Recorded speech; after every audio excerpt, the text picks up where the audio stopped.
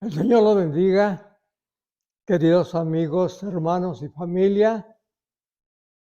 Estoy agradecido con el Señor por haberme permitido ir a Texas, ir al centro de detención del condado de Otero, en Nuevo México, y tener dos grandes servicios donde jóvenes vinieron al conocimiento de Dios, pero más que todo porque tuve la oportunidad de conocer a un jovencito de 15 años, se llama Evan, a su mamá, que se robó mi corazón porque yo lo quise conocer personalmente y estoy orando, confiando y creyendo que Dios va a hacer la obra en él y traer la paz y la felicidad a su hogar, a su madre y a su familia. En el tiempo que yo estuve allá, tuve el tiempo de predicar y hablar acerca de la paz. Y ahora vamos a hablar de otro fruto del Espíritu, que es el amor. En 1 Corintios capítulo 13 habla de la excelencia del amor. Miren que si tú eres una persona amorosa, que tanto recibes como das amor, déjame decirte lo que significa amor. Lo que la Biblia habla del amor. Dice, el amor es paciente, es bondadoso, no tiene envidias, no es jactancioso, arrogante, no se porta indecorosamente, no se sale con lo suyo, no se irrita, no toma en cuenta lo que le hagan. Ese lo tienes tú. O vives tú en esa clase de amor. Los primeros 5 versículos de Gálatas 6, de lo que vamos a hablar. Una de las cosas, aprender a llevar las cargas los unos de los otros.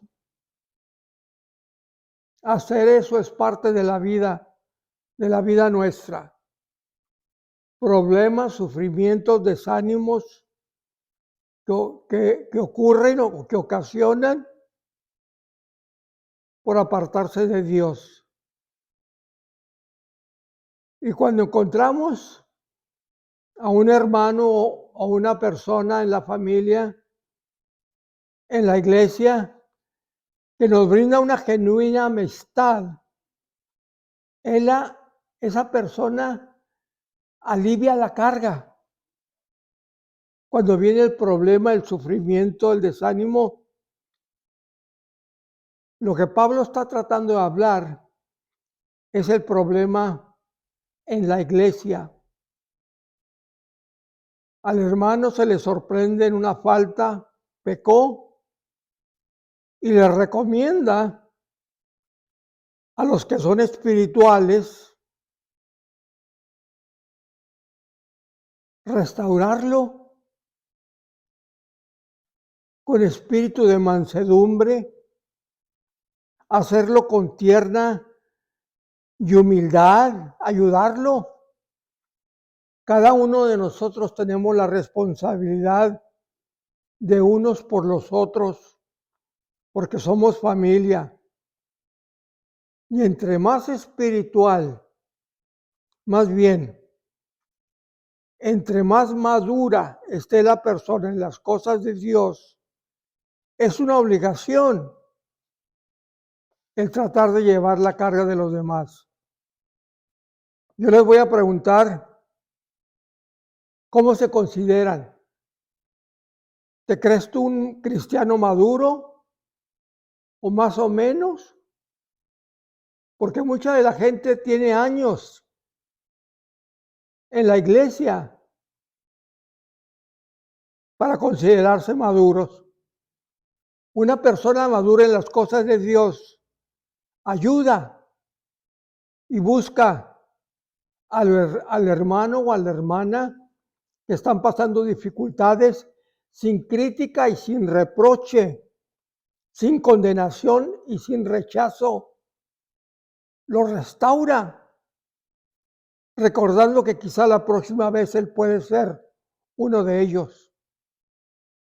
Una persona que no ha madurado es aquella que critica, que opina, que dice, yo sabía que eso le iba a pasar, él se lo buscó. No tiene remedio, nunca va a cambiar. Yo que el pastor la echaba de la iglesia. El apóstol dice que no importa el área que la persona haya fallado, restaurémosla. ¿Quiénes? Los que dicen que conocen al Señor, los espirituales, los santificados, porque esa es la primera responsabilidad, ayudar al necesitado. Hay cientos y miles de personas dolidas afuera que cometieron errores, quizá inmoralidades, desobedecieron a Dios en sus vidas, quizá robaron o mintieron, engañaron, fornicaron y se sienten apartados, rehusados, sin valor propio, pero buenos o malos, Cristo los ama, porque Él dice que vino a buscar lo que se había perdido. ¿Saben por qué el mundo no nos cree a los cristianos? El otro día una persona me dijo, hermano, ¿cómo le responde a usted a una persona que cuando yo le estoy hablando me dice, yo no quiero ser hipócrita, porque en la iglesia eso es lo que son? Y yo le dije, ¿sabes cómo le respondas? Por eso estoy ahí, porque lo mentiroso o lo egoísta, Dios me lo va a quitar.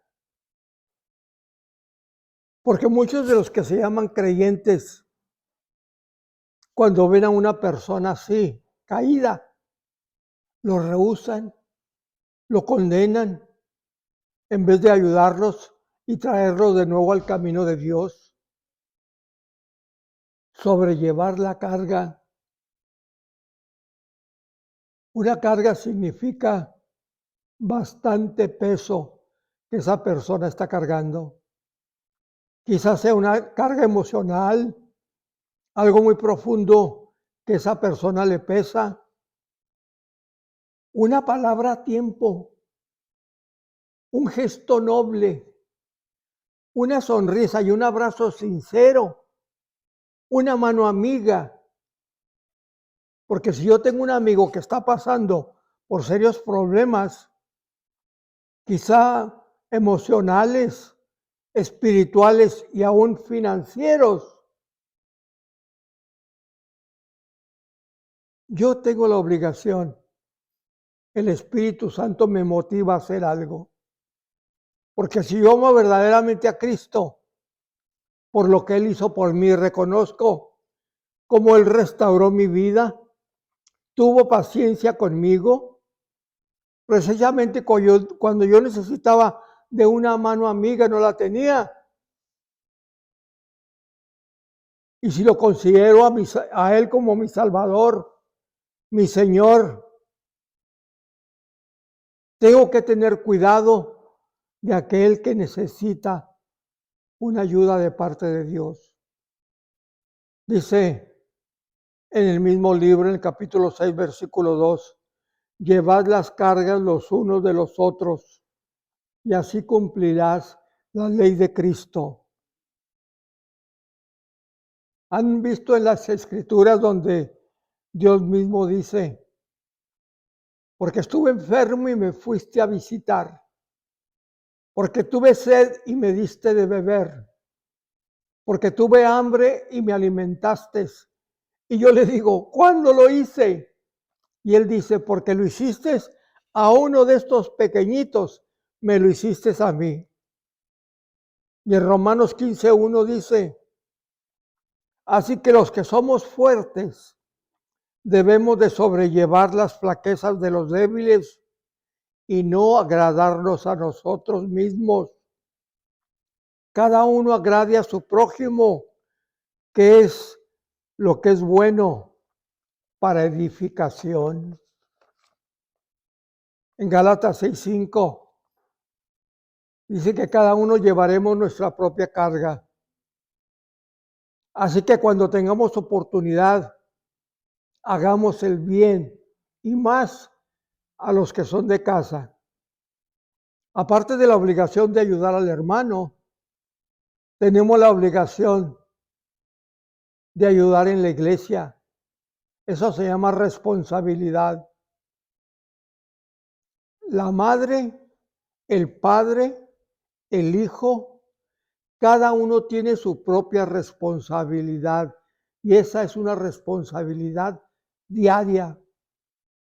Una cosa que no nos debe de preocupar es que si hay una carga o un problema en la vida de uno, cualesquiera que sea, tenemos que exponerla para que el pastor, la congregación, los hermanos oigan, intervengan.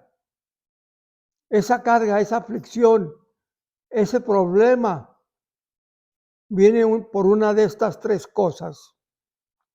Primero, por algo que nosotros mismos ocasionamos. Quizá una decisión equivocada o una influencia satánica. Hay un ejemplo. Ya cristiano y la persona se siente con un espíritu de culpabilidad, no se siente perdonada, porque el trabajo del diablo es hacernos sentir culpables, inservibles, incapaces, no buenos, que no merecemos. Pero la Escritura dice que ninguna condenación hay para los que están en Cristo, que ya no andan en la carne, sino en el Espíritu. A veces viene de Dios para llamarnos la atención, pero todos los podemos identificar y aprender cómo tratar con ellos.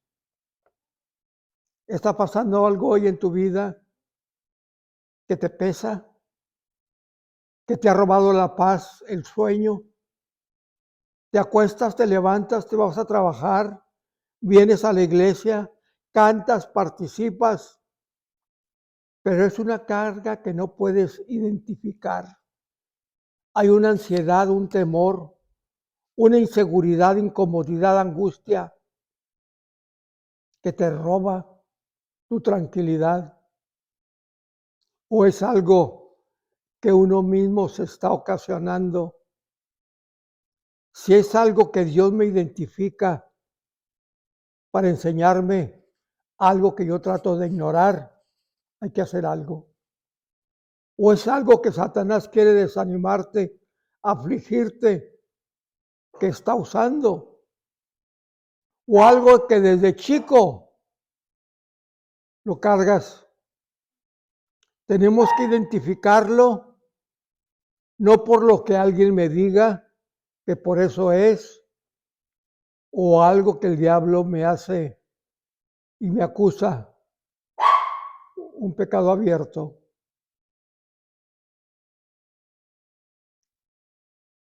La Biblia dice, el que está en Cristo, nueva criatura es. Y hay que aceptarlo. Hay que aprender a perdonarnos. No demos cabida al diablo, al contrario, acerquémonos más a Dios.